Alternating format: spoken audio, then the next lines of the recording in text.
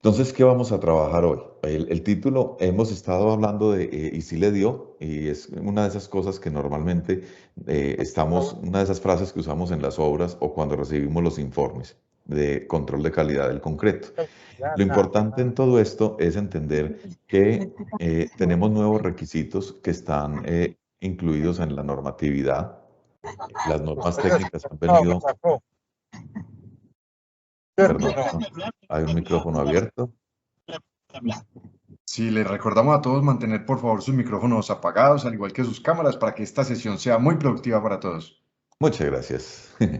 Sí, les decía que la normatividad se ha venido actualizando. Seguramente para ustedes será una sorpresa de que venimos hablando hace un tiempo de la actualización de la norma sismorresistente.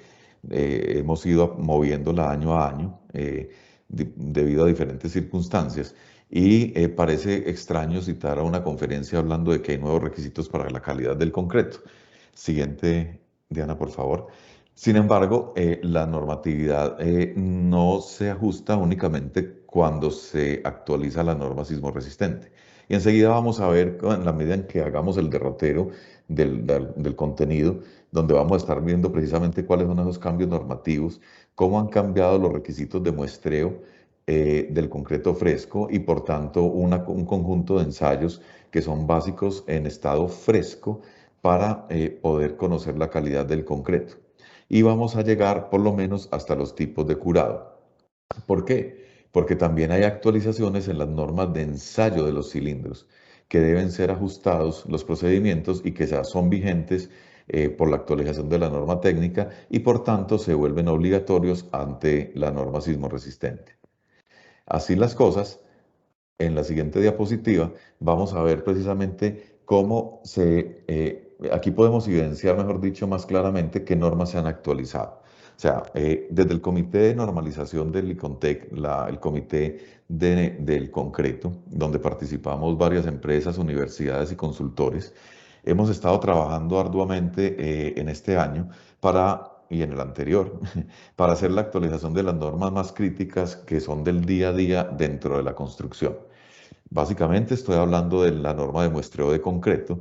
Esa está todavía con una versión del 2011, pero estamos trabajando para priorizarla en nuestro plan de trabajo al inicio del año entrante, para que más o menos a mediados de año pueda estar vigente. También estamos con una actualización de la norma de elaboración y curado de especímenes. Algo equivalente ocurre con el ensayo de resistencia a la compresión de los cilindros de concreto. Y justo ayer que tuvimos Comité de Normalización y Contec, veíamos o nos daban la noticia al grupo de trabajo que ya había pasado para aprobación en Consejo Técnico la nueva norma de elaboración y curado de especímenes de concreto. Así las cosas, hacia enero debía estar vigente y reemplazando la versión antigua de 2010. Y finalmente, muy importante, absolutamente importante, la norma de requisito de producción y de producto para el concreto.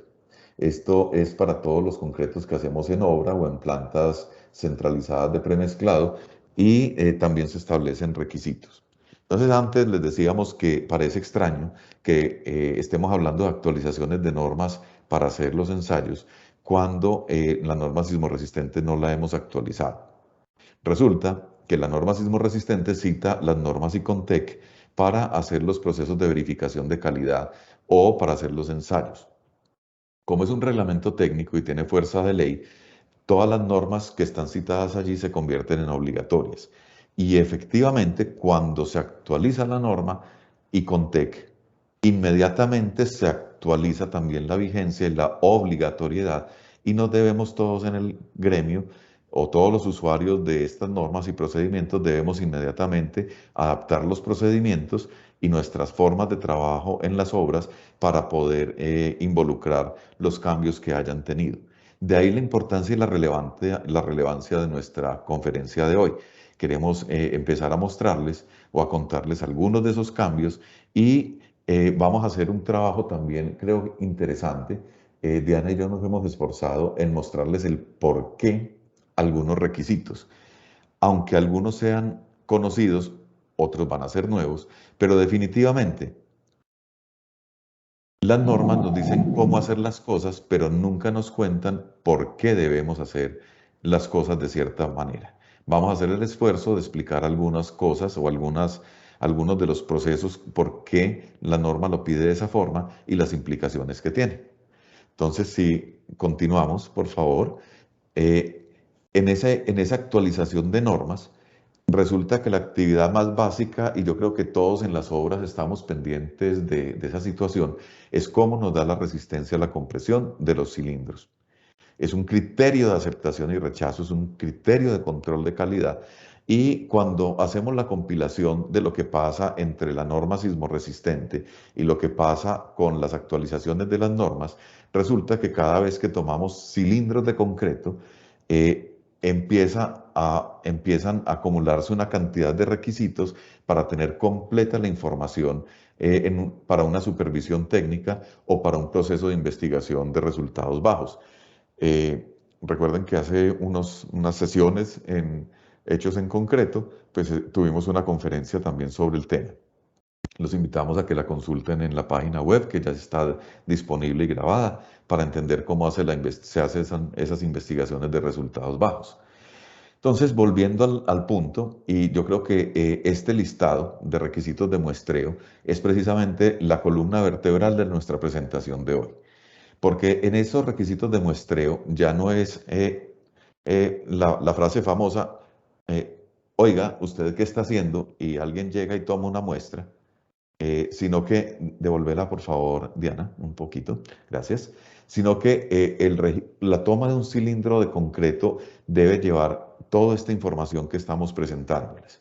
Obviamente la fecha y hora de fabricación, la identificación de la muestra, algún código que utilice la obra, localización del componente de la obra a la que corresponde la muestra, si hay una remisión del fabricante o de la persona que suministra el concreto, identificar la remisión respectiva.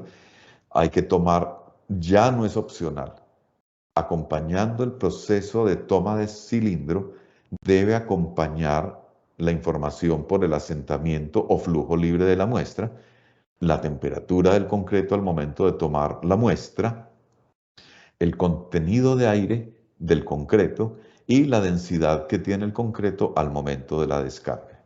Vean, créanme, esta información es fundamental, es relevante, no solamente para hacer la trazabilidad de la obra y lo que está pasando con la calidad de la obra, sino que también permite facilitar los procesos de investigación en caso de que ocurran desafortunadamente algún resultado bajo.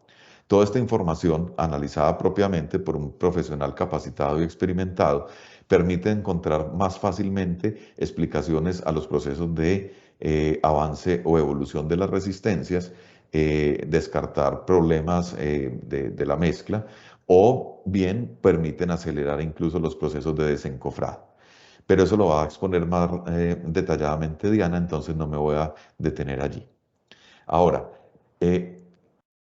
uno de los cambios de pronto más importantes que vamos a ver en la siguiente diapositiva en las normas es que siempre la norma sismorresistente nos ha dicho que los cilindros y las muestras o las vigas para el caso de pavimentos o de elementos con módulo de rotura deben ser tomados por personal certificado. ¿Qué es lo que pasa? Que la norma no nos decía cómo o quién lo certificaba. Pues bien, en las nuevas normas van a encontrar en la parte de toma de muestras un requisito nuevo en el cual ya explicamos cómo y quién certifica, quién es el tomador de muestra certificado y precisamente cómo se hace el proceso de certificación.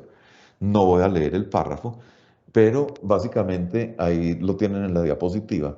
Pero para explicarlo fácil, la certificación de competencias es una certificación del saber hacer la toma del muestreo y elaboración del espécimen y cómo y cómo está en la responsabilidad del jurado inicial. ¿Quién certifica la competencia?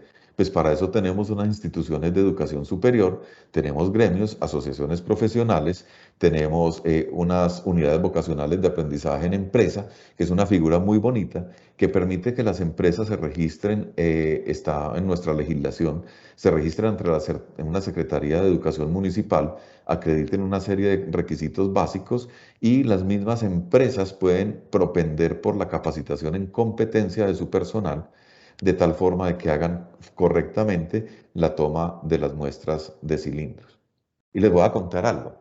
En el comité tuvimos cierta discusión al respecto, porque algunas personas creyeron entender que cuando hablábamos de certificaciones estábamos hablando de un rol o más que un rol, estaban interpretando que era un cargo dentro de la obra. Entonces decían, hombre, yo no puedo tener una persona ahí esperando a ver que llegue un carro o un concreto para hacer una toma de muestras y unos cilindros. No, de eso no se trata. Se trata de que ese rol, ese trabajo lo puede realizar cualquier persona, exagerando, desde el director hasta una persona que, con un nivel de formación básico, pero que haya tomado el curso y que esté certificado para hacer la competencia. Simplemente ya no es la frase famosa, oiga, ¿usted qué está haciendo? Venga, haga los cilindros. Venga, ¿usted qué está haciendo? Vaya, tome una muestra. Si no está capacitado, vamos a ver que pueden pasar infinidad de situaciones porque se toman muestras que resultan siendo no representativas y por tanto se distorsionan completamente todos los resultados que se obtienen y no es posible utilizarlos en sentido estricto como un parámetro de aceptación y rechazo del concreto. Entonces, siguiente diapositiva. Yo, en este caso, invitaría entonces a Diana para que nos cuente entonces algunos de esos elementos de los que estamos hablando ya en más detalle. Diana, por favor. Tienes el micrófono en silencio.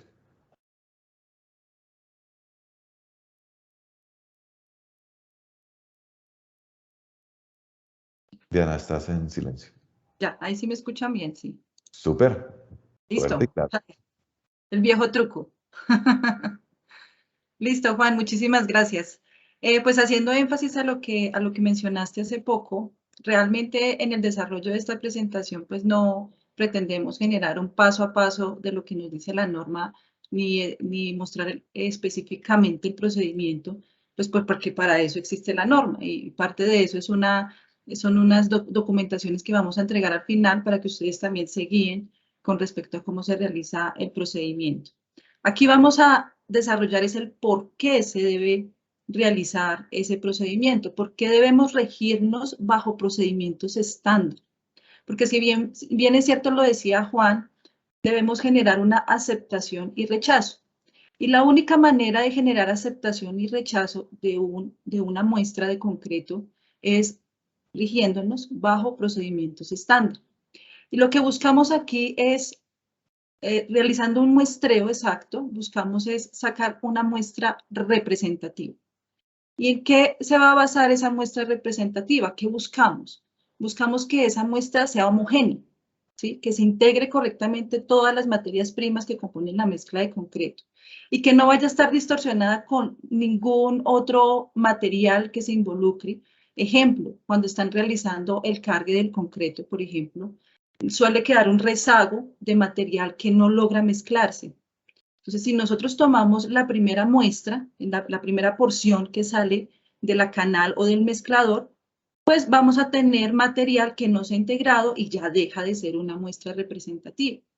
Y tenemos que tener en claro y en mente que esa muestra que vamos a extraer nos va a dar un indicio de cómo se va a comportar el concreto en la obra, cómo se va a comportar el concreto en el elemento. Y por estas razones que debemos basarnos en procedimientos estándar. Esta norma es muy importante y queremos hacer énfasis en el muestreo del concreto fresco, la NTC 454, porque si nosotros logramos sacar esta muestra representativa, de allí van a partir absolutamente todos nuestros ensayos. De allí va a partir la confiabilidad de todos nuestros ensayos. Por eso es tan importante. Y hablando de actualizaciones de norma, por ejemplo, Juan ahorita mostraba que la NTC 454, la última versión, está en el 2011. Comparándola, haciendo el ejercicio de compararla con la segunda versión, que estaba en el 1998, ¿sí? Y la última, el 2011. Por ejemplo, la norma sí nos decía, oiga, tomemos la muestra en la parte media del descargue. Siempre nos lo ha dicho. No es algo nuevo, siempre nos lo ha dicho. Sin embargo, en la última actualización se añade una nota en donde dice, ojo, no tome la muestra en el primer 10% que se descarga, ni después del 90%, ¿sí? Trate de tomarla entre el 10 y el 90%. Y recomienda, trate de tomarla en la parte media del descargue. De esa manera estamos sacando una muestra representativa. Ahora, ¿cuáles son algunos efectos que se pueden generar por desarrollar algunas prácticas que suelen ser muy comunes? Porque es que normalmente se continúa realizando lo mismo, ya sea por el afán, ya sea por acelerar, ¿cierto?, el proceso, ya sea por generar una aceptación y rechazo, porque, digamos, el productor de concreto me dice, usted debe hacer la validación del ensayo en los primeros 30 minutos. Y entonces, ay, antes de que, porque si no el concreto se me dispara y después sí se dispara, entonces no me reconoce nada y me toca igual fundirlo, vaciarlo así. Entonces, esos errores se dan también por el afán, ¿listo? Entonces, ahí viene también la pregunta del millón. Por ejemplo, si el concreto o el premezclado nos dice, usted debe tomarlo en los primeros 30 minutos, entonces uno dice, no, pero es que si yo lo descargo, y me sale mal, pues ya tengo producto descargado en el elemento, ¿cierto? Entonces, ahí, por ejemplo, usted puede sacar una muestra, pero esa muestra va a ser indicativa, una muestra que sale al inicio del cargue, ¿sí? Ojalá pudiera lograr que salga ese rezago, realizar un muy buen mezclado, permitir que salga el rezago, toma una muestra para hacer un asentamiento y verificar posiblemente o un indicio de cómo podría darle ese concreto. Sin embargo, esa muestra que usted toma como indicativo no sirve para generar aceptación y rechazo, no sirve para preparar los especímenes. La única muestra que sirve para preparar los especímenes es aquella que tomamos en la mitad del cargue, ¿sí? Podemos tomar muestras combinadas. La norma me dice usted puede tomar 2 o más porciones de muestras, combinarlas, que ninguna de ellas tenga una separación mayor de 15 minutos, ¿sí? Que ninguna de ellas tenga esa separación. Después las combino y de ahí saco la muestra combinada. Entonces, ¿cuáles son los errores comunes que puedo generar? Que se pueden generar. Entonces, tomar la muestra en la primera parte de la descarga, ¿qué me genera? Normalmente en la primera parte de la descarga puede generarse deficiencia o exceso de pasta, ¿sí? Puede generarse esos problemas y puede haber un cambio de temperatura. Es muy distinta la temperatura que sale al inicio, o el concreto que sale al inicio del cargue, versus el que está en el interior del cargue.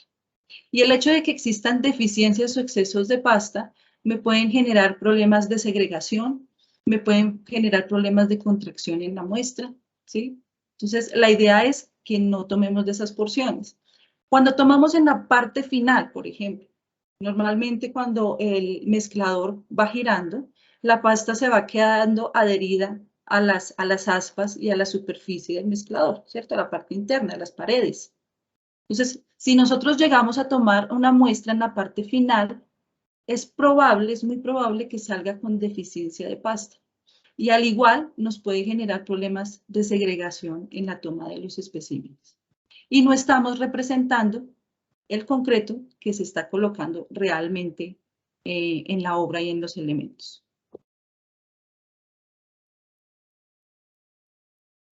Otra causa o otro error muy común es tomar la muestra en recipientes absorbentes, por ejemplo, recipientes que tengan pegas de concreto, que tengan problemas de fuga de pastas, que estén rotos, ¿cierto? Que tengan exceso de desmoldante o emposamientos de agua. Entonces lavamos la carretilla o el bogie y entonces no botamos el agua con el que lavamos, sino que la dejamos ahí y cuando va a ingresar la muestra de concreto, pues empieza a generarse una variación de la relación agua-cemento. y deja de ser representativa con respecto a lo que se está colocando directamente en la obra, ¿sí? Lo mismo, fugas de pasta o la absorción del recipiente, pegas de concreto, por ejemplo, hacen que se absorba parte del contenido de agua y también haya una pérdida de pasta considerable. Otra de las causas también es que yo puedo realizar, o ustedes pueden realizar la norma NTC 3318. De hecho, nos dice que podemos hacer ajustes en los cargues de concreto. Estos ajustes tienen que ser supervisados.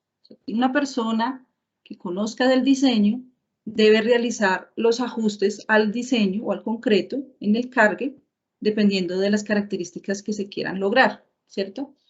Esto tiene que quedar registrado en la remisión, ¿sí? Entonces tiene que quedar, si yo voy a hacer un ajuste de agua, tiene que quedar registrada la cantidad exacta que ajusté en la remisión.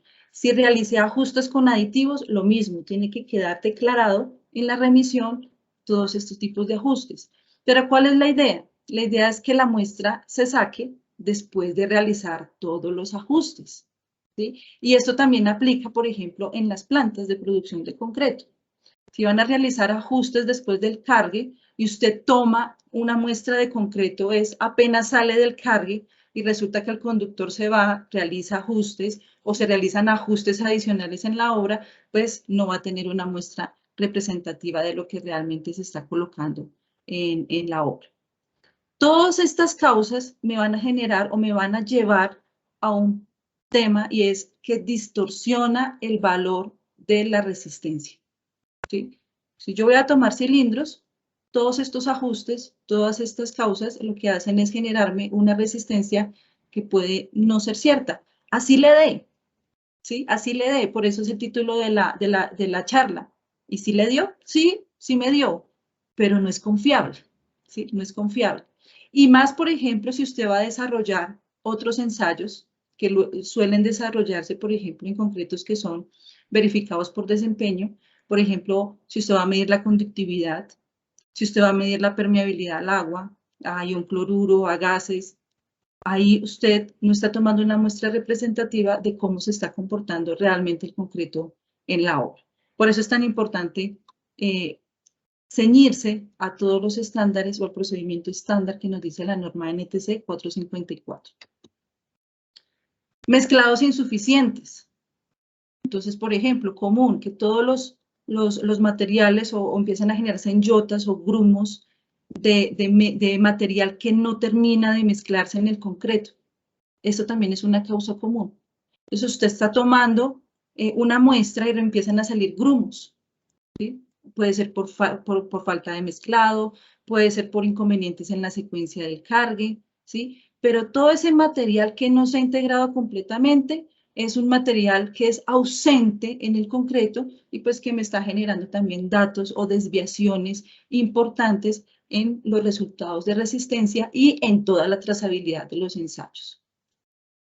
Otra causa muy común es, por ejemplo, y sobre todo pasa mucho en la elaboración o validación de ensayos de laboratorio. Cuando uno realiza ensayos de laboratorio, suelen reutilizarse las porciones de las muestras que se emplean para otros ensayos. Entonces, por ejemplo, si yo tomé el asentamiento, vuelvo otra vez y lo aplico en el mezclador y de ahí también saco los cilindros. Eso es un error. La norma me dice que no puedo reutilizar ninguna porción que ya he utilizado en otro ensayo. Para eso me dice también que debo contar con una cantidad mínima. Entonces me dice, si usted va a hacer validaciones de resistencia, usted tiene que sacar como mínimo 28 litros. Y si usted quiere tomar asentamiento, si quiere tomar contenido de aire, si quiere tomar rendimientos volumétricos, pues prepare más mezcla, ¿sí? Prepare más mezcla y prepárese para eso. Entonces, el hecho de que yo reutilice las porciones, pues también me está generando una desviación importante en los resultados.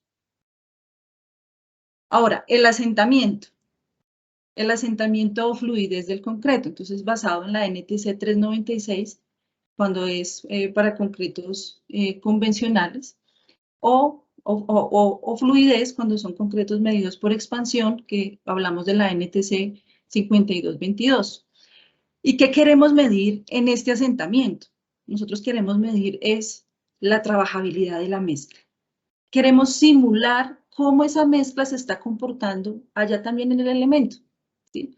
Pero resulta que aparte de la medida que me está generando, ustedes pueden mirar la NTC 396, el procedimiento, ustedes hacen el procedimiento, pero aparte de esa medida que me genera, yo también puedo hacer otras lecturas o otras apreciaciones visuales. Yo, por ejemplo, puedo revisar, oiga, el concreto se ve como áspero, no tiene como cohesividad. Yo veo como exceso de agua, se ve de pronto los agregados lavados. Yo veo mucho fino, veo que no hay un buen ensamble granulométrico, veo exceso de gruesos, por ejemplo. Todas esas observaciones se pueden realizar en el momento de realizar el ensayo, ¿sí? Se pueden anotar, se pueden dejar registradas también en la anotación, y eso en la remisión, perdón, y eso nos permite evaluar también el diseño. O sea, yo puedo tomar varias acciones, yo puedo revisar el diseño, si de pronto es un tema de diseño, o puedo hacer también una repetición del ensayo por si de pronto fue que el ensayo tuvo algún problema en su validación. Ahora, efectos en la variación del procedimiento de ensayo. Entonces, si yo no hago el ensayo de acuerdo a lo que me dice la norma, la NTC 396, yo puedo estar generando aceptación de un concreto, ¿cierto?, que no cumple con las especificaciones. Y por el contrario, si sí cumple con las especificaciones y no hago bien el ensayo, puedo estar rechazándolo. Entonces se hacen reprocesos innecesarios. Aparte de eso, estoy evaluando un concreto que se va a comportar de manera distinta en la colocación. Normalmente los ensayos de asentamiento nos sirven también para medir manejabilidad. Entonces, si sale de la planta con un asentamiento, llega a obra con un asentamiento, yo hago bien mi ensayo, yo voy a tener el dato real de qué manejabilidad perdió en cierto tiempo. Y eso me va a dar un aproximado de también cómo se va a comportar en la colocación, si es posible que el concreto se dispare, si es posible que el concreto pierda asentamiento rápidamente, ¿sí? Pero si hago mal el ensayo, pues no voy a evidenciar esa pérdida real de manejabilidad. Hay algo también muy importante y que tenemos que tener precaución, y eso nos lo dice la norma NTC 396, y es con respecto a la forma del flujo del concreto. Entonces, muestras o porciones de concreto que se derrumban, saca usted el cono y el concreto se derrumba, ¿cierto? Nos dice, repita el ensayo, ¿sí? Y si definitivamente se derrumba y usted se da cuenta que no es por problemas del ensayo, ¿sí?, porque usted lo hizo de acuerdo a los lineamientos de norma y aún así se derrumba el concreto, pues sencillamente el ensayo no corresponde o el concreto no se ajusta a ese tipo de ensayo, ¿sí? Y hay que dejar la observación. No se pudo realizar el asentamiento porque el concreto presenta estas novedades, no presenta cohesividad y se genera derrumbamiento de la mezcla. Pero eso se anota es después de verificar que realmente se está cumpliendo con el estándar de norma y el procedimiento. ¿Qué podría pasar si no realizamos adecuadamente el asentamiento? Entonces, errores comunes. La norma me dice, utiliza una superficie que no sea absorbente y que se encuentre totalmente nivelada, ¿sí? A veces se hace lo contrario. Entonces, la superficie absorbente se hace encima de un concreto, ¿sí?, que tiene porosidad, que tiene absorción, que tiene parte de permeabilidad. Entonces, ¿qué efecto nos genera? Pues pérdida de agua de la muestra de concreto, ¿sí? Voy a tener una lectura final errada. Realizar los apisonamientos en exceso o por defecto. Entonces, esos apisonamientos en exceso o por defecto me generan segregación de las mezclas. Me puede generar segregación. Y aparte de eso, no estoy garantizando la uniformidad entre las capas. Entonces, es una causa muy probable que cuando se levante el cono, existan también derrumbamientos cuando se hace por defecto el apisonamiento. Ahora, no sujetar el cono correctamente, levantarlo muy rápido o lentamente, nos puede generar fugas de pasta. Si el cono se levanta rápidamente, lo que estoy promoviendo es su fluidez, ¿cierto? Su fluidez, mayor asentamiento. Y por el contrario, si lo levanto muy lento, pues lo que estoy generando es que el concreto se mantenga y no fluya lo que tiene que fluir naturalmente. No limpiar el concreto que rodea la base, también un error común. Cuando termino el ensayo, normalmente queda un rezago en la base, tengo que limpiarlo para que exista un libre movimiento de la muestra. Pasa sobre todo en concretos autocompactantes. Es indispensable de que se realice este proceso para permitir realmente que el concreto fluya como debe ser. Otro ensayo importante, volviendo al tema de la NTC 3318, que nos dice que tenemos que medir temperatura. O sea, cuando usted saca los especímenes para medir resistencia, no es sacar solamente la resistencia del espécimen y asentamiento y pare de contar. O sea, yo tengo que traer toda una trazabilidad, que era lo que decía inicialmente Juan. Entonces, uno de ellos es la medición de temperatura. ¿Y por qué es importante? Porque resulta que un aumento o disminución de temperatura me genera una variación en el desempeño de las mezclas. Por eso yo tengo que controlarlo. Y la norma que me dice, ante esto hay bastantes, las normas documentan o hacen diferentes registros, pero todas se basan en un solo punto. Si uno las lee a fondo, todas se basan en que hay que controlar la temperatura y que un exceso de temperatura o temperaturas mayores a 32 grados centígrados podrían generarme problemas en la colocación y problemas en la evolución de resistencia del concreto. ¿Sí? Entonces, ¿cuáles son los efectos de un aumento o disminución de temperatura? Entonces, puedo tener varios. Realmente existe una modificación en la velocidad de evaporación, una modificación en la contracción plástica. Normalmente cuando hay un aumento de temperatura, el concreto tiende a generar mayor contracción y pueden existir más probabilidad de fisuras. La pérdida de agua es mucho mayor. Cambio en la manejabilidad y el tiempo de fraguado. Pues realmente, si yo tengo una temperatura que es menor, ¿sí? Que es menor, pues la manejabilidad se me puede mantener, ¿sí? Podría mantenerse, pero el tiempo de fraguado se me puede retardar.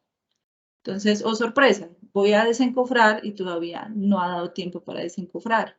Entonces, ahí es cuando tengo que tener registrado qué temperatura fue la que me dio el concreto. Cambio en el consumo de agua. Normalmente los concretos con altas temperaturas tienden a generar mayor consumo de agua. Y esto podría también modificarnos la relación agua-cemento. Modificar la colocación y el acabado del concreto. Cuando tengo altas temperaturas, tengo que acelerar la colocación. Tengo que acelerar el acabado. ¿Sí? Y en muchas ocasiones el concreto empieza a perder manejabilidad y me obliga a realizar acabados sobre el tiempo. Y puedo estar también generando problemas en el acabado, problemas de durabilidad y problemas estéticos. Cambio en el procedimiento de curado. Cuando los concretos tienen mucha temperatura, una temperatura elevada, tengo que acelerar también el proceso de curado. Por esto mismo, porque la velocidad de evaporación de agua es mucho más rápida, la exudación es mucho más rápida. Entonces, ¿qué tengo que hacer? Empezar con el proceso de curado, porque entonces la contracción es mucho mayor y se me empiezan a generar fisuras en los elementos. Cambio en la velocidad de ganancia de resistencia. Esto es un dolor de cabeza también. Cuando hay temperaturas muy bajas, por ejemplo, Bogotá es una de ellas, no solamente Bogotá y Cundinamarca y la Sabana, sino nos vamos a Nariño, nos podemos ir a Manizales, también sufrimos de temperaturas bajas. Y entonces, ahí es cuando empezamos a decir, hoy tengo temperaturas, puedo tener temperaturas menores de 4 grados centígrados, por ejemplo. El cemento tiende a dormirse, entre comillas, tiende a dormirse, no reacciona y empiezan a generarse problemas de fraguado y la ganancia de resistencia es muy baja a temprana edad. Lo mismo, si tengo temperaturas muy altas, la ganancia de resistencia tiende a ser alta a temprana edad, pero resulta que a los 28 días el desarrollo es muy bajo, tiende como a estabilizarse, como a dormirse, ¿sí? Y eso se da porque resulta que todos los compuestos de hidratación empiezan en cierta manera, como a desordenarse, no son estables y empieza a generarse una tringita tardía que me puede generar esos problemas de desarrollo de resistencia a edad tardía. ¿Listo? Entonces, por eso es importante realizar medición de temperatura y dejarlo registrado en la trazabilidad que nos decía Juan. Contenido de aire. También hay que medirlo. Entonces, yo puedo tener aire naturalmente atrapado, que no es muy deseable, la verdad. El concreto, pues normalmente por su proceso de mezclado, él va incorporando aire. Este aire resulta que no es muy deseable porque me puede bajar la resistencia, disminuye en cierta manera la densidad y pues me genera problemas también en los especímenes. Entonces, igual, así sea aire naturalmente atrapado o sea aire intencionalmente atrapado, que también se usa para algunos elementos de acuerdo a su clase de exposición, yo de igual manera tengo que controlar el contenido del aire, ¿sí? Tengo que controlarlo. Entonces, los efectos de controlar, o sea, ¿para qué yo tengo que controlar? Pues yo tengo que conocer hacer varias lecturas. Si yo tengo, por ejemplo, resultados bajos de resistencia, ¿sí? Yo me puedo ir a, oiga, ¿cuánto fue el contenido de aire? No, el contenido de aire fue el 8%. Ah, no. Pues mire, la disminución de la densidad del concreto y la resistencia se da por mayor contenido de aire. ¿Sí? Entonces, yo puedo empezar a generar la trazabilidad en todos mis ensayos. El aire naturalmente atrapado, cuando hay mucho aire en mi mezcla, en el espécimen, yo se puede promover la conductividad y se puede promover el efecto de permeabilidad en el concreto. Pues, también tengo que controlar.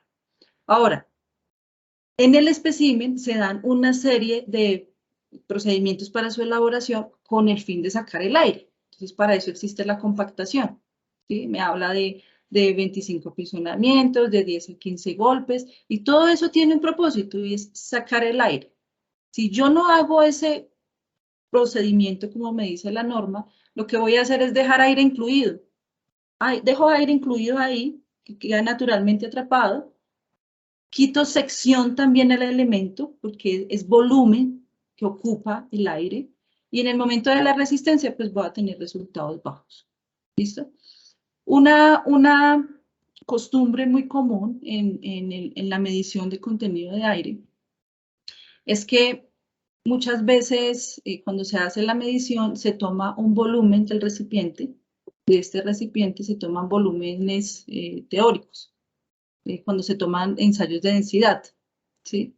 Entonces hay que verificar muy bien las características del equipo para poder realizar muy bien el procedimiento de contenido de aire. Entonces, viene el procedimiento para la densidad. Entonces, al igual que el contenido de aire, la densidad es también directamente proporcional a la resistencia y es inversamente proporcional al contenido de aire. Entonces, a mayor contenido de aire, pues yo voy a tener un contenido, una densidad muchísimo más baja, ¿sí? Y cuando tengo una densidad mucho más alta, pues mi resistencia también va a ser más alta. Yo tengo que medirlo, ¿sí? Tengo que medirlo. Entonces, les decía ahorita que un error común es que el recipiente, este recipiente, se tome con un volumen teórico, ¿sí? Este recipiente normalmente puede ser de 7 litros. Pero si yo tomo realmente, la norma me dice, tome exactamente el volumen, porque puede ser 7 con algo, 7.08, 7.1. Y ese algo me puede estar variando el resultado de la densidad. ¿Sí? De ahí la importancia de realizar el ensayo de acuerdo a la normatividad. Preguntas. Juli, ¿tenemos preguntas? Claro que sí, Ana. Tenemos preguntas, nos enviaron algunas de ellas a través del registro y hemos recibido otras por aquí, por el chat. Tenemos entonces la primera pregunta que nos hace por aquí Daniel Parra Marín. Buen día, ¿cuánto es el porcentaje de variación de resistencias en muestras de concreto tomado en obra y muestras tomadas en las plantas de premezclados? Pues mira, yo puedo tener unas desviaciones dependiendo de las personas que están tomando las muestras, ¿sí? Entonces, entre tomadores o técnicos de calidad pueden existir unas variaciones también importantes. Pero normalmente cuando uno desarrolla cilindros, digamos que la norma me dice en la NTC 673, que entre muestras en un procedimiento de interlaboratorio yo puedo tener diferencias del 10%. ¿Sí? y es normal que se tenga, precisamente por la naturaleza del ensayo y porque puede cambiar el procedimiento de acuerdo a cómo lo esté realizando el técnico. Entonces, sí pueden existir diferencias. Perfecto, muy bien. Si tienen otras preguntas, nos las pueden escribir aquí en el chat. Esta nos la enviaron en el registro. ¿Por qué se usan cilindros pequeños y no los grandes para las pruebas en concretos a compresión? Bueno, realmente los cilindros pequeños, los de 4 pulgadas por 8, ¿sí? Normalmente se hace también por ergonomía. Digamos que son muchísimo más fáciles de emplear. Es muy fácil su manejo, hay menos desperdicios, por salud ocupacional también funciona, por almacenamiento dentro de las piletas de curado, digamos que ocupa menos espacio. Entonces, por eso se ha tomado la práctica de utilizar especímenes de menor tamaño. Sin embargo, hay que tener en cuenta y la norma también lo dice, la norma me dice, usted para cilindros de 4 por 8, si usted va a hacer lectura 28 días, usted debe tomar como mínimo 3. Y en muchas obras uno ve que toman 1 o que toman 2. ¿Sí? ¿Y por qué lo dice? Lo dice porque realmente los cilindros, mientras tengan menor volumen, ¿cierto? Menor área, normalmente tienden a generar mayor dispersión. Entonces, para generar un dato más confiable, lo que me dice la norma es tome 3 y sacamos el promedio de esos 3. Diferente a lo que pasa con los cilindros de 6x12, que son mucho más grandes, y me dice la norma tome 2, porque pues me generan menor dispersión. Vale, muy bien. Por aquí hay una pregunta que entiendo que le gustó mucho a Juan cuando le veo por allí. Nos dicen, ¿cuál es la importancia de la cal en el curado de los cilindros de concreto? Muchas gracias. Listo, Juan. Ok, listo, Juan. No, perfecto. Es muy importante y esto no es nuevo en las normas. Esto ha sido un requisito que siempre ha estado allí incorporado. Pero la cal en los tanques, llevarla a una cantidad suficiente para que esté saturada, lo que se busca es que cuando el cilindro entra en el agua, el calcio y los hidroxilos que están dentro de la composición del cemento no terminen lixiviándose, saliéndose de la mezcla para entrar en el tanque. Si ustedes están familiarizados con la química del cemento, pues precisamente esa cal y esos grupos OH son los que después dentro del concreto van a formar la portlandita, que es precisamente uno de los cementantes. Dicho bien fácil, si no se satura el agua con cal, el cemento se va a retirar del cilindro, va a pasar al agua, unos componentes del cemento van a pasar al agua y por tanto no van a estar contribuyendo al resultado de la resistencia a la compresión y tiene otras consecuencias adicionales pues en porosidad, absorción y otros efectos. Así es. Perfecto, Juan. Bueno, y una última pregunta para este espacio. Nos escriben también, llegó por el registro. ¿Cambian los tiempos de secado, entre paréntesis, maduración, debido al perfeccionamiento en los cementos?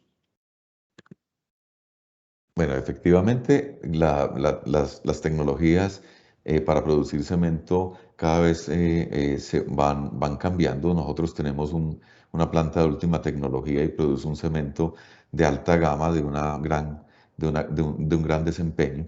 Y de todos modos, parte, por ejemplo, de nuestros esfuerzos o nuestros controles de calidad, lo que buscamos es que los tiempos de fraguado iniciales y finales estén dentro de los rangos que pide la norma y que le gustan al mercado para no tener ninguna alteración.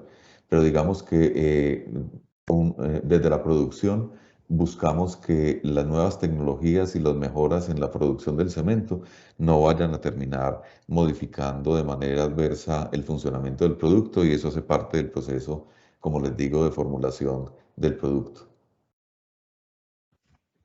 Perfecto, bueno, voy a guardar unas preguntas para la parte final, antes de que entreguemos las sorpresas que tenemos para ustedes hoy, para que entonces continuemos.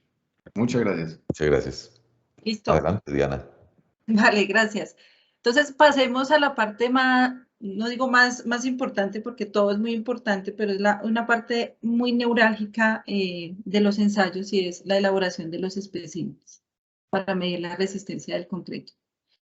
Resulta que los resultados de resistencia del concreto son probabilísticos, ¿sí? De hecho, pueden existir variaciones.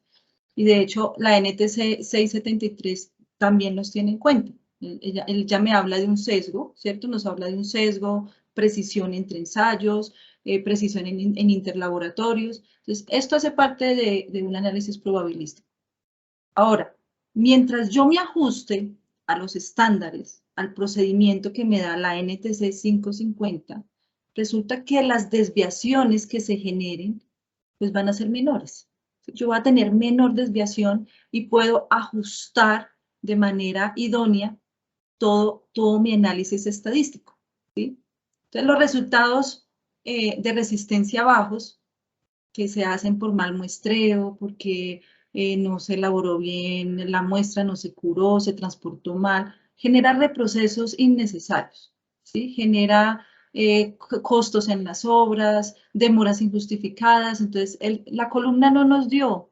Y entonces, ¿qué hacemos? No, paremos toda la obra porque la columna no nos dio. Y resulta que en la investigación de resultados bajos nos dimos cuenta que era un problema de muestreo, ¿sí? Entonces, por eso es importante ajustarnos a temas de norma. Entonces, eso es algo que tenemos que tener muy claro. ¿Cuáles son algunos errores comunes que se cometen en la elaboración de las normas? Que esto es común y todos los días vamos a obras y vamos a plantas y lo seguimos viendo, ¿sí?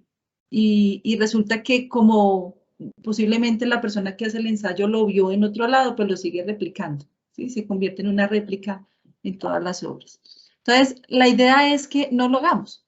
Una de las causas es generar este moñito encima de los cilindros. Por ejemplo, Juan le dice el helado, con la porción de helado encima de los cilindros. Y normalmente dejan esta porción esperando que la muestra se asiente, ¿cierto? Entonces dicen, no, es que ella se asienta y yo dejo ese moñito para después de 2 horas, ¿sí? Si se acuerda el técnico, si se acuerda 2 horas, lo enrasa y cuando no, se le pasó el tiempo, entonces lo que empieza es echarle agüita para poder realizar el acabado, ¿sí? Una mala práctica, porque ¿qué me dice la norma? Enrasa inmediatamente. Sí, exuda. Dejémosla que exude lo que tiene que exudar. Se contrae, sí, se contrae, es el proceso natural del concreto. Recuerden que todos los ensayos se hacen para simular o predecir cómo se está comportando esa porción de concreto en los elementos. ¿Listo? Realizar apisonamientos y golpes en exceso por defecto o hacer compactación o sobrecompactación en las muestras de los cilindros. Entonces, vibración excesiva, puedo generar segregación. Y si mi objetivo era sacar el aire, lo que hago es incorporar aire porque el concreto me va a quedar segregado. Falta de desmoldante. Entonces, por ejemplo, fallar cilindros bajo estas condiciones. Entonces, desportillamientos. Entonces, tenemos la idea de que estos desportillamientos, el neopreno, los compensa. Y no, resulta que la norma me dice, si usted tiene deficiencia o tiene desviación de la planicidad en 0,05 milímetros, usted tiene que pulir el cilindro, tiene que ser pulido. Y si usted lo falla de esta manera, pues usted está generando un dato modificado, o sea, modifica el resultado final de resistencia. Y también vamos a tener un efecto en el tipo de falla que se va a generar. Es posible que si lo fallamos acá, vayamos a tener entre fallas 5 y 6 con falla de borde. Y normalmente pues eso no es lo ideal en el fallo de un cilindro de concreto. Consolidar las capas de diferente volumen.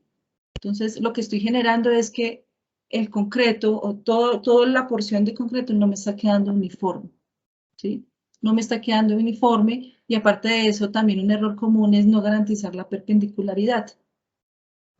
Me queda el cilindro con desviaciones. Entonces voy a tener una distribución de esfuerzos muy diferente en todo el área del cilindro. Entonces, pues también debemos garantizar de que debemos cumplir con esa perpendicularidad.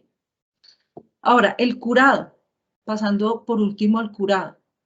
Juan hablaba de que la norma, la NCR10, nos da unas pautas para el curado al principio de la presentación. Nos da diferentes tipos de curado.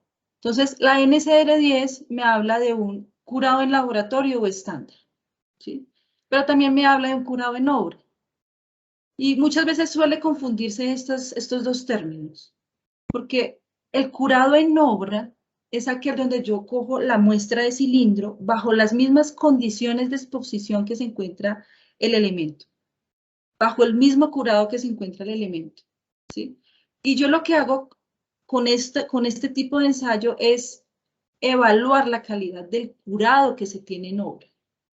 Y puedo tomar ese resultado para fines constructivos. Entonces, me puede ser un indicativo de si puedo desencofrar rápido, si el concreto me da por debajo del 85% con respecto al cilindro que está elaborado de manera estándar, me dice, usted tiene que reforzar su curado, ¿sí? Eso es lo que me dice la norma.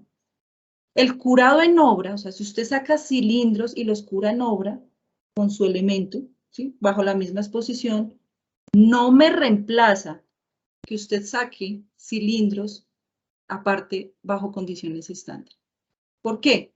Porque si usted quiere generar validación de resistencia, aceptación y rechazo, ¿sí? Verificar conformidad de F' sub C, la norma me dice, usted tiene que curar.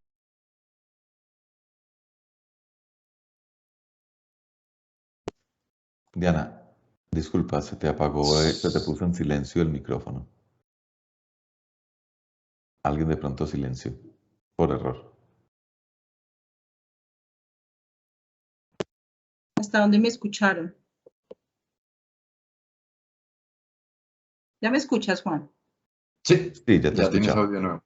Ibas bien en la diapositiva justo cuando se interrumpió. Bien, ¿hasta dónde me escuchaste, Juan? ¿Me escucharon?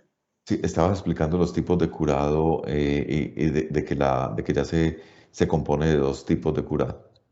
Ah, ok. Bueno, entonces les estaba comentando que el curado en obra se utiliza es para evaluar la calidad del curado que tengo en el elemento, ¿sí? Pero esto no me reemplaza el tener que hacer curado en laboratorio o estándar. ¿Por qué? Porque yo tengo que hacerlo bajo un modelo comparativo, ¿listo?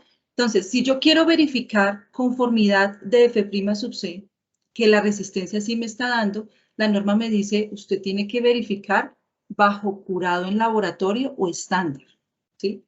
El curado en obra, yo lo que hago es sacar estas muestras de cilindros, colocarlas al pie del elemento bajo la misma exposición, bajo el mismo curado que tiene el elemento, después fallo a determinada edad, normalmente a temprana edad, y si me empieza a generar diferencias entre el curado estándar, normalmente si estos cilindros me dan menores del 85%, yo tengo que reforzar el curado en obra, ¿sí? Y también se puede tomar este procedimiento para tomar decisiones de procesos constructivos, si puedo desencofrar rápido, ¿sí? Cómo se está desarrollando la resistencia en el elemento, puedo hacerlo, pero para efectos de aceptación y rechazo tengo que validar por medio de curado en laboratorio o estándar, ¿listo? ¿Qué causas se pueden generar, se generan o se ven mucho en las obras? Y es que muchas veces se ve que no se cura de la manera adecuada. Entonces, por ejemplo, no se realiza un curado inicial controlado. Resulta que la norma me habla de un curado inicial y un curado final. Y me dice que dependiendo de la resistencia que tengo específica, usted debe garantizar una temperatura inicial y una temperatura final, ¿sí? Dentro de la temperatura inicial, cuando yo hago los cilindros, si yo tengo concretos que tienen una resistencia específica menor a 40 megapascales, yo debo garantizar una temperatura, que estos se encuentren dentro de una temperatura de 16 a 27 grados centígrados. Entonces, no es dejar la muestra de cilindros a la intemperie, ¿sí? No es dejarla a la intemperie, al ambiente normal, porque resulta que esa temperatura puede variar.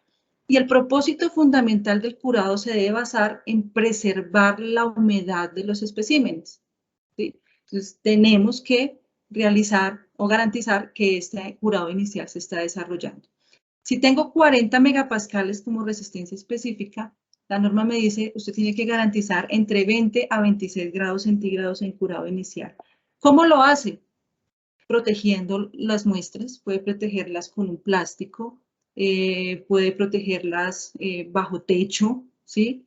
Y puede tener un medidor de base, un termómetro de base para ir monitoreando si se está cumpliendo con la temperatura inicial en los especímenes. Después me habla de una temperatura final, que es en el curado. Entonces la norma me dice, oiga, usted tiene que garantizar 23 grados más o menos 2 grados centígrados, ¿sí? Y recuerden, tenemos que preservar la humedad. Entonces, por ejemplo, si no lo hacemos, ¿qué efecto tenemos? Pues perdemos humedad. Y al perder humedad, pues la partícula de cemento no se está hidratando de la mejor manera y se disminuye considerablemente la resistencia, ¿sí? Todo esto tiene por efecto que la resistencia no me va a dar datos confiables y no me va a dar una resistencia real de lo que se está manejando en la obra. No aplicar cal, ya lo habían preguntado, Juan lo explicó, la lixiviación del calcio, ¿cierto? La modificación del pH del concreto. Y realmente la migración de la porlandita que explicaba Juan, que resulta ser un cementante. Entonces, si yo permito que que el agua me robe, ¿cierto? Ese cementante, pues lo que estoy haciendo es bajando la resistencia. Entonces, para ello, pues venga, no le robe al concreto, venga, yo se la pongo, yo le doy su porción para que estén los dos tranquilos, ¿sí? Entonces, en eso se basa en que tenemos que aplicar la cal. Se tiene un concepto que muchas veces nos dicen, yo no pongo termómetro, no le pongo resistencias para garantizar temperatura, pero sí pongo cal porque la cal me calienta el agua. No, la cal no calienta el agua. Ese es el propósito principal. La cal lo que hace es que estabiliza su pH con respecto al pH del concreto. Otra práctica común es transportar los cilindros sin ningún tipo de protección y transportarlos durante más de 4 horas. Entonces, se recogen los cilindros a las 7 de la mañana y hasta las 8 de la noche estamos llegando con los cilindros al laboratorio. Y durante todo ese tiempo, lo que ha hecho el cilindro es perder humedad. Y la norma me dice, preserve la humedad y la temperatura, el proceso de curado inicial, ¿sí? Entonces, importante que garanticemos que el transporte se está realizando dentro de 4 horas. Y que además estamos protegiéndolos de golpes, de sobrecargas y todos estos efectos que finalmente lo que hacen es distorsionarnos los resultados de resistencia. Entonces, como conclusiones, ¿qué nos quedamos de esta charla? Nos quedamos con 4 cosas importantes. Nos quedamos con que las normas de muestreo y ensayo sí se han actualizado. ¿Sí? No nos podemos quedar con las normas anteriores. Las normas están en continua actualización. Tenemos que estar informados continuamente para saber qué ha cambiado y qué debemos ajustar en nuestros proyectos. Eso es algo muy importante que nos quedamos en esta charla. Lo otro es que la toma de muestra de concreto y elaboración de especímenes debe ser elaborada por personal calificado. No es, oiga, ¿usted qué está haciendo? Como decía Juan, o el castigado, porque el que se portó mal lo pongo a hacer cilindros, ¿sí? Que también suele pasar. No se trata de eso. O sea, esto se tiene que tomar como un trabajo serio, como un trabajo que me va a dar resultados y que me va a decir si mi proyecto o el concreto que estoy usando cumple o no cumple, nada más y nada menos. Entonces hay que tener en cuenta que debemos utilizar personal calificado y tenemos que también garantizar o verificar que en las normas aclara cómo se certifica la competencia, que era lo que decía Juan inicialmente. Ahora, se deben usar los nuevos procedimientos estándar para la aceptación del concreto. Y esto no es si queremos, ¿sí? Es que debemos hacerlo porque es un tema normativo y es de obligatoriedad. Y lo otro es, la cuarta conclusión es modificar el proceso de muestreo, ya sea por afán o porque queremos hacer las cosas rápidos, y generar ensayos que no cumplen con las normas, pues tiene resultados inciertos. Entonces, ¿se acuerdan del título de la presentación? Y sí le dio, pues puede que sí le haya dado, pero ¿qué tan confiable es ese resultado? Entonces, en la medida en que usted haga todos los ensayos bajo estándar, un procedimiento estándar, pues va a garantizar que sí le va a dar los resultados, ¿sí? Y que no va a tener muchas desviaciones en los resultados. Entonces, esas son las 4 conclusiones. No sé, Juan, si de pronto quieras agregar algo adicional. No, Diana, magnífico. Yo creo que es muy claro. Yo creo que podríamos, si estás de acuerdo, Julián, pasar a preguntas. En el chat ha estado bastante nutrido, cosa que agradecemos. Y no sé si tengas unas para ahí pendientes, por favor, para que nos las pases. Claro que sí. Pues vamos aquí con la pregunta de Ernesto Puyana, que nos escribe en el chat. ¿Qué dice la norma y qué opinan los expertos sobre el curado al vapor en lugar del curado en pila, ya que algunos laboratorios lo utilizan?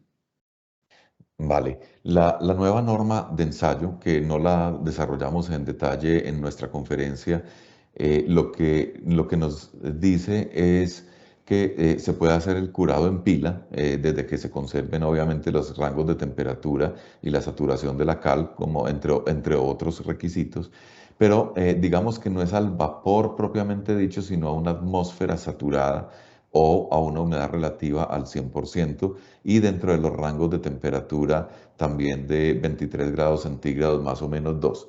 Normalmente son curados equivalentes y ante la norma se consideran como curados equivalentes. O sea, no quiero que se lleven la sensación de que vapor es una caldera tirando vapor de agua a 100 grados centígrados en un cuarto, no. Se supone que es una microaspersión para que, y otros mecanismos que se utilizan en esas cámaras para que la humedad relativa esté cercana al 100% y a los 23 grados centígrados. De tal forma de que el concreto no pierda la humedad y pueda ir generando el cilindro las reacciones de hidratación a las diferentes edades en que se va a hacer el ensayo. Perfecto, muy bien. Bueno, tenemos por aquí otra pregunta del chat para Diana, para Juan. Nos escribe Ricardo. Sobre la cal, en el mercado se conocen cal viva, cal apagada, cal pintura. ¿Cuál se debe usar? Si quieren, yo respondo esa que yo voy con la cal. No, realmente esa pregunta es bien importante. O sea, la cal viva es óxido de calcio, CaO, para los que nos gusta la química. Esa es la cal que cuando ponemos en contacto con agua, eleva su temperatura y empieza como a hervir, digámoslo. Bota calor. Por eso la llamamos, desde la antigüedad se llama viva porque parece como un ser vivo, porque emana calor cuando se humedece o está en presencia con la humedad. La cal viva se puede echar en el tanque o se puede incorporar en el tanque teniendo los cuidados correspondientes porque va a aumentar la temperatura del tanque. Puede subir hasta 70, 80 o más grados centígrados. Yo recomendaría apagarla, que es lo que llamamos cal apagada, cal hidratada, que esa cal es hidróxido de calcio, la misma portlandita. Ese hidróxido de calcio lo podemos, cuando está finamente molido, la cal apagada, cal muerta, porque muerta ya sabrán por qué, porque cuando la ponemos en presencia con agua no genera calor, o sea, no parece un ser vivo, está muerto. Entonces, esa cal muerta la podemos incorporar con el agua y ella parte se va a precipitar y otra parte se va a disociar. Como les explicaba, pues va a estar en solución como un calcio protonado o un calcio más unos hidroxilos que son los que van a elevar el pH del agua, como decía Diana hace un momento, y podemos utilizar en ese caso de forma directa la cal apagada o cal muerta, y la cal viva o cal agrícola o cal de pintura. Aconsejaría que la apagaran previamente en otro sitio diferente, dejaran enfriar el compuesto que se forma, que es hidróxido de calcio, la apagaron, y ahí sí la incorporan en el tanque. Perfecto, muy bien. Y tenemos por aquí un comentario con una pregunta que nos hace Rafael Jaramillo Hoyos. Nos escribe: en algunos casos la Comisión Asesora Permanente no avala algunas normas NTC. Juan, de pronto tú que has estado como en las comisiones y en esto, ¿qué nos puedes comentar al respecto? Rafael, excelente el punto. No es que la comisión asesora no avale ciertas normas. La comisión asesora tiene varias funciones, entre ellas interpretar y modificar. No necesariamente es de avalar normas NTC. Eso es una claridad importante. Entonces, ¿qué es lo que ocurre? El reglamento, que es la ley 400, más los decretos, decreto pues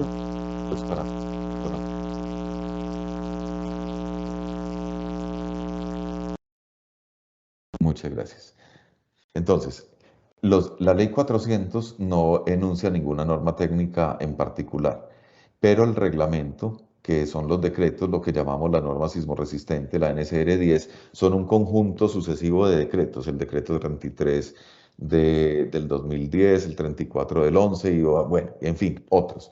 En esos decretos sí se especifican normas técnicas particulares. Entonces dice, nuevamente,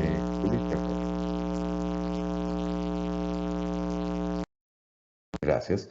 En esos decretos particulares donde se enuncian las normas, como están enunciadas en el reglamento técnico, se vuelven de obligatorio cumplimiento. Las normas técnicas colombianas que no están enunciadas, norma técnica colombiana que no esté enunciada en el reglamento no es obligatoria. Las normas técnicas colombianas, por definición, son voluntarias, excepto cuando hacen parte de un reglamento técnico, en este caso la norma sismo resistente.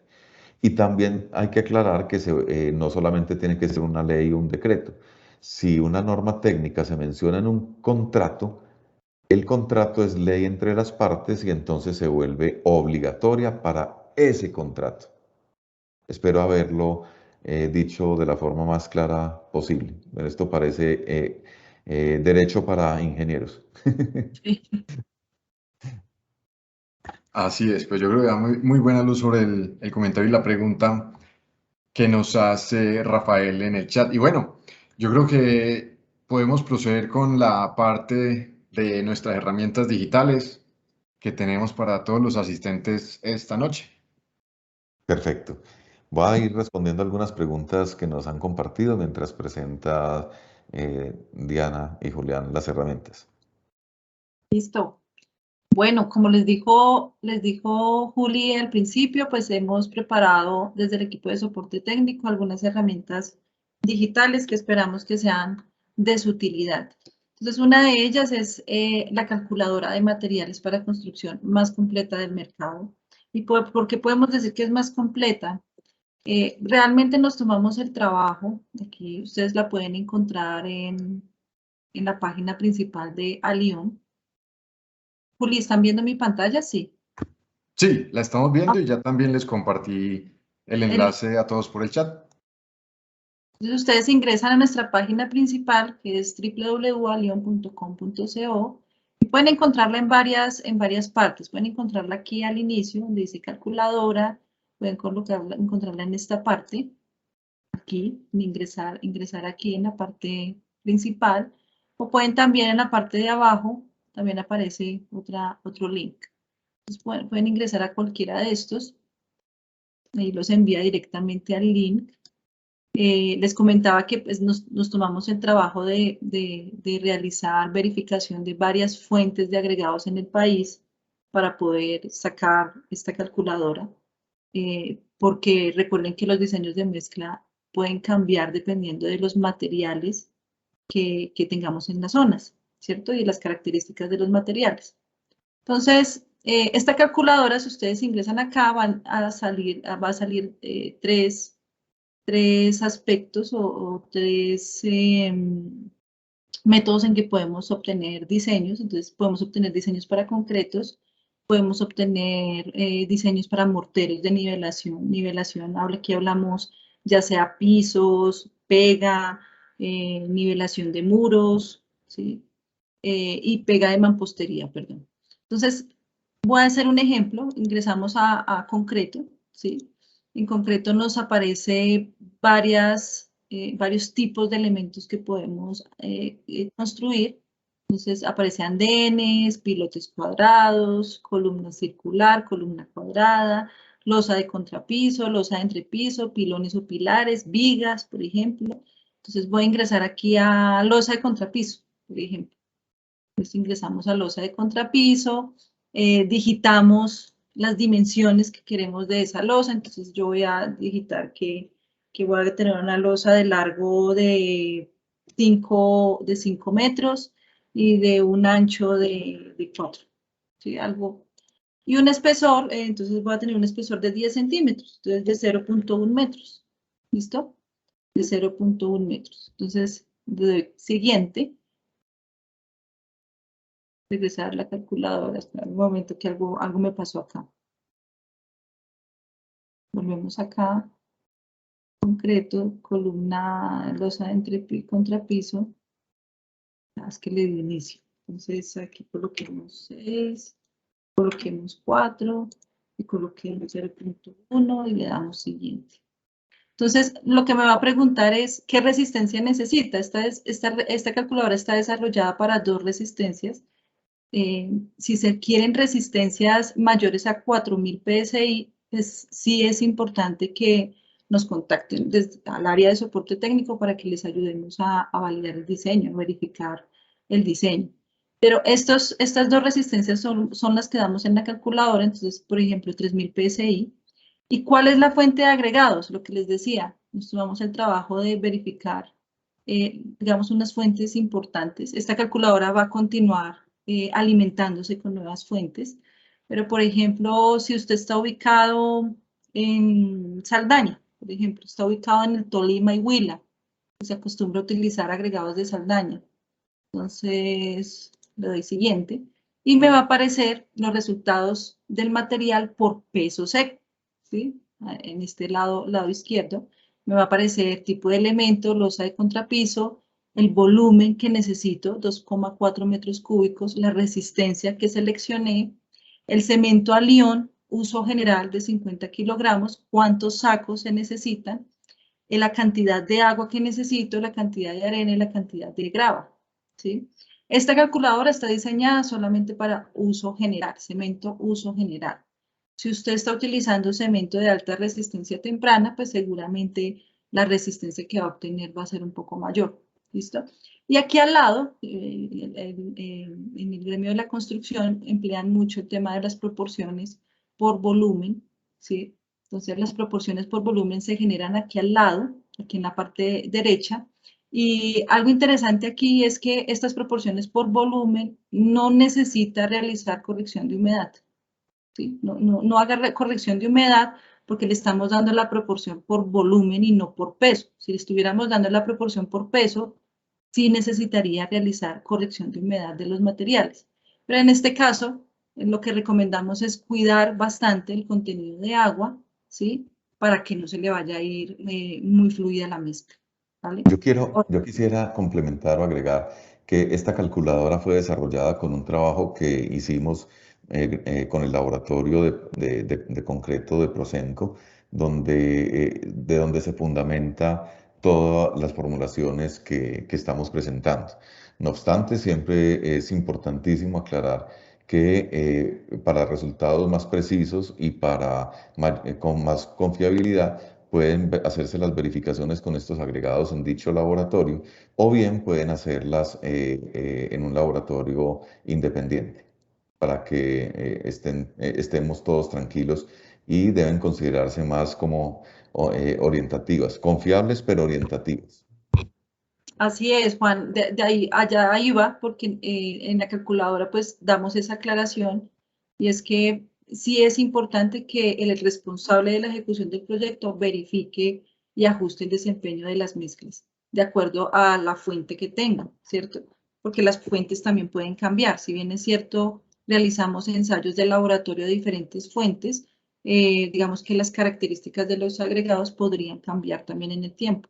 Entonces, por eso es importante realizar la revisión y verificar en laboratorio de que esa dosificación sí se esté cumpliendo, pero resulta ser una herramienta muy útil y una base para saber cómo podríamos mezclar en la obra. ¿Listo? Juli. Excelente. Y allí van a tener entonces más de 11 opciones para proyectos que ustedes realicen en concreto, o si necesitan morteros de nivelación, tanto para pisos como para muros, o pega de mampostería, donde incluso pueden detallar el tamaño del bloque que van a utilizar en la construcción. Entonces, es la calculadora más completa por todas las variables que nuestro equipo de soporte técnico, con el apoyo de Prosemco, le incluyó para tener un cálculo mucho más preciso y, como dijo Juan, una orientación más detallada, más exacta para sus proyectos. Entonces, la encuentran nuevamente en alion.com.co. Allí van a encontrar todos los enlaces para ingresar a esta herramienta. Y bueno, las otras herramientas digitales que tenemos son unos afiches ilustrativos que tenemos de todo este tema que hemos visto hoy, muestreo del concreto fresco y otros temas que aquí ya Juan nos va a explicar. Estos se los vamos a compartir aquí en el chat para que los descarguen también. Juan, si de pronto nos puede ayudar, le puedes poner un poquito de zoom para leer mejor. Por supuesto, por supuesto. Muchas gracias, Julián, por la introducción. Y efectivamente, estamos hoy entregándoles en primicia, gracias a su asistencia y su paciencia con la parte técnica que no nos acompañó del todo hoy, pero tienen en primicia las ayudas que hemos desarrollado en nuestro equipo de soporte técnico en Cementos Alión, precisamente para el paso a paso de la elaboración o de la realización de las acciones basadas en las actualizaciones de las normas técnicas que hemos venido hablando. Así, entonces les vamos a compartir de manera inicial los primeros de una serie de afiches que pueden descargar en el vínculo, como dijo Julián. El primero está asociado al muestreo del concreto fresco y van a encontrar otro asociado a la medición de la temperatura y el asentamiento del concreto fresco. Estos dos vienen complementados con la forma de elaboración de las muestras y en los procedimientos para toma de aire, y ahí sí van a encontrar el paso a paso de en qué momento la norma nos orienta a hacer el muestreo. Aquí es parte ya, pero la mecánica, no tanto el por qué, sino el cómo se debe hacer, para que ustedes, si así a bien lo tienen, lo puedan guardar en sus dispositivos móviles, en sus tablets, en computador, o lo impriman, aunque también vamos a tener una impresión que va a estar disponible para nuestros clientes de Cemento Alión. Entonces los invitamos a descargarlos, a que los disfruten y esperamos de todo corazón que les sirva para mejorar sus procedimientos de muestreo y ensayo con los nuevos procedimientos que nos están pidiendo las normas técnicas colombianas.